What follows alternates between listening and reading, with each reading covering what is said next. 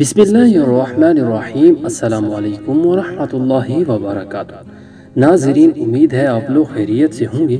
آج ہم آپ کے ساتھ حضرت ہارون علیہ السلام کی وفات کا واقعہ بیان کرنے والے ہیں۔ حضرت موسیٰ علیہ السلام کے حقیقی بڑے بھائی ہیں۔ آپ علیہ السلام حضرت موسیٰ علیہ السلام سے 3 سال بڑے ہیں اور 3 سال ہی پہلے وفات پائی۔ حضرت ہارون اور حضرت موسیٰ علیہ السلام کو بنی اسرائیل کی اصلاح و تربیت اور نگرانی کے لیے میدان طیہ میں ایک عرصہ تک رہے۔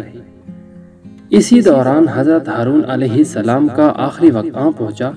میدان طیہ میں ایک پہاڑ جس کا نام ہود مشہور تھا، موسیٰ علیہ السلام بحکم خداوندی اپنے بھائی ہارون علیہ السلام اور ان کے بیٹے کو لے کر اس پہاڑ کی چوٹی پر چلے گئے اور وہاں عبادت خداوندی میں یکسوئی کے ساتھ مصروف رہے۔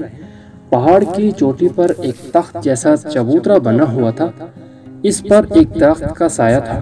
حضرت ہارون علیہ السلام نے حضرت موسیٰ علیہ السلام سے کہا کہ میرا دل اس جگہ آرام کرنے کو چاہ رہا ہے، بشرط یہ کہ تم بھی میرے ساتھ آرام کرو۔ حضرت موسیٰ علیہ السلام نے بڑے بھائی کی خواہش کا احترام فرمایا۔